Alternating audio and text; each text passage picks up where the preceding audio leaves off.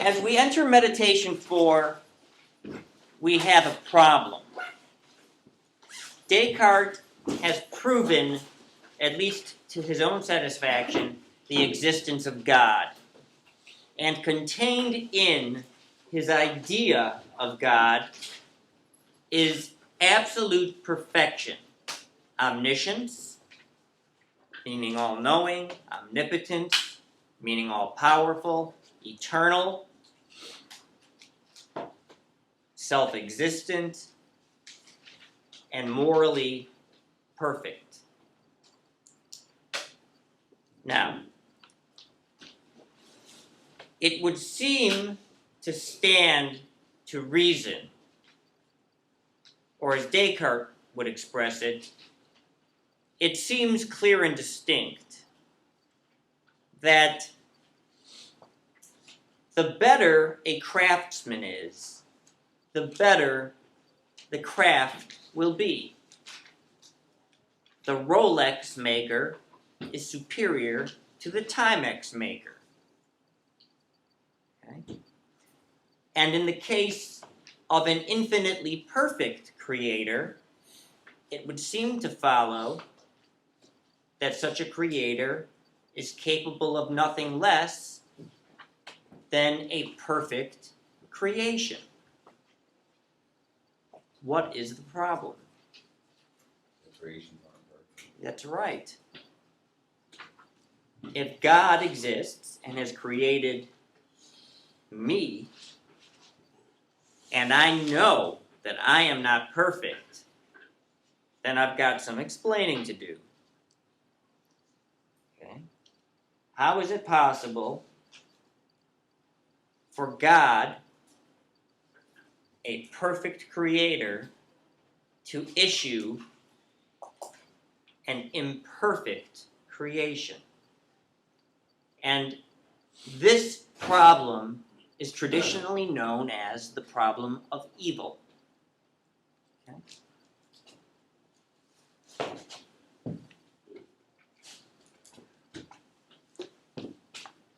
The problem of evil.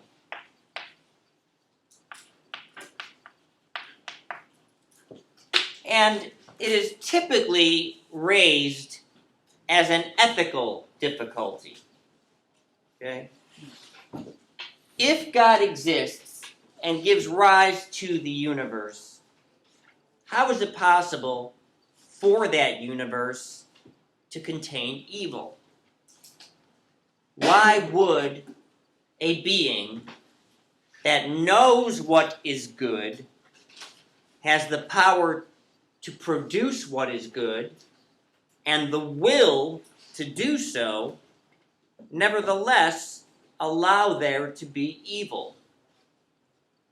If God exists, why do innocent children starve to death? Why is there disease?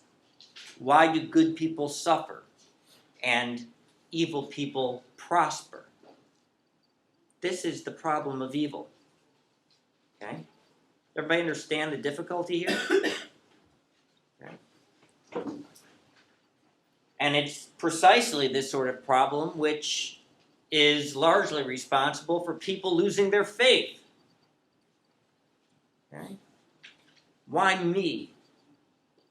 Why would God allow this to happen to me? And there are a number of traditional answers to this difficulty. Can you name one?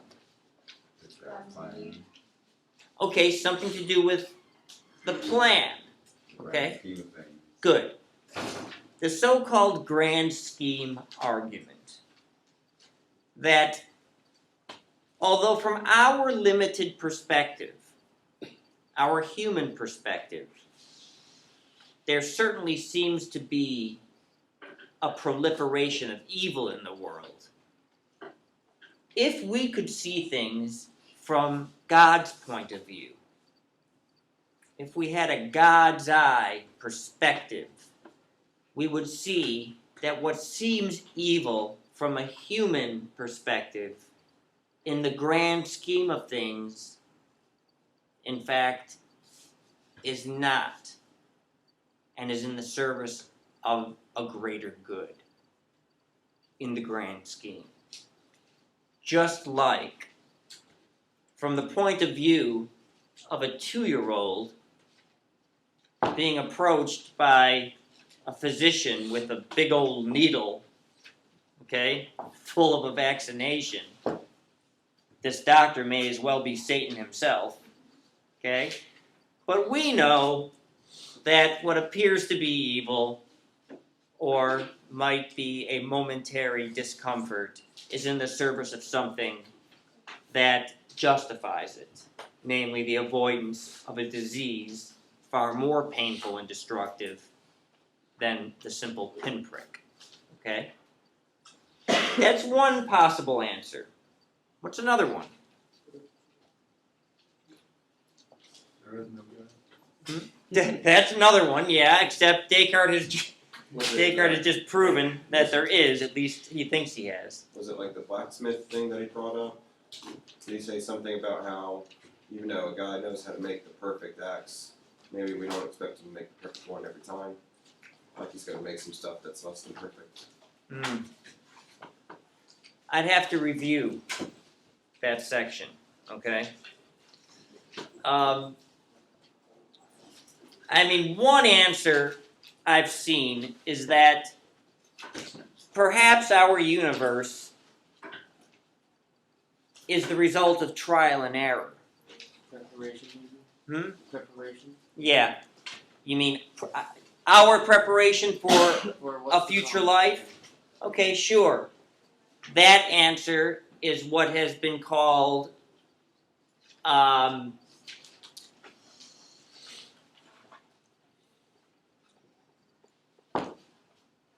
soul making.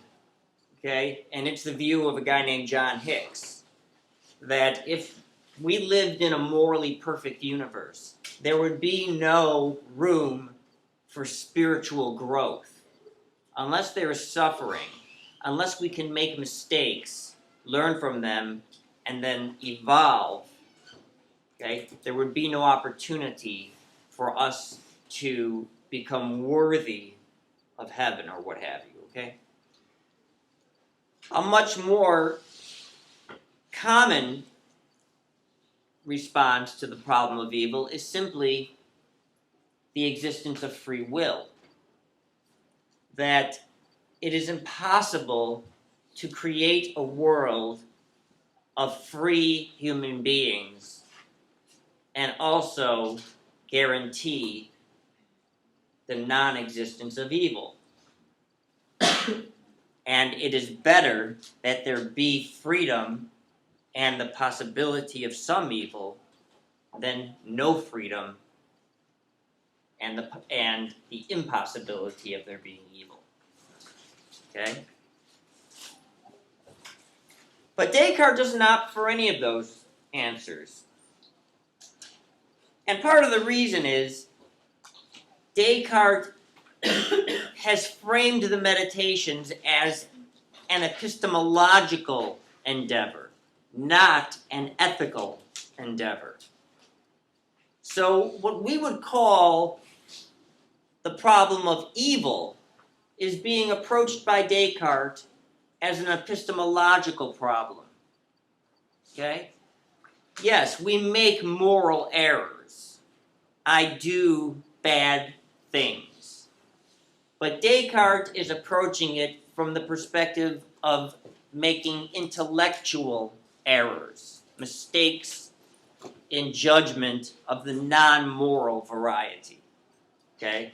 Like when I add two numbers and achieve an incorrect sum, or when I judge something that I presume to exist outside of myself to be one way, when in fact it is different.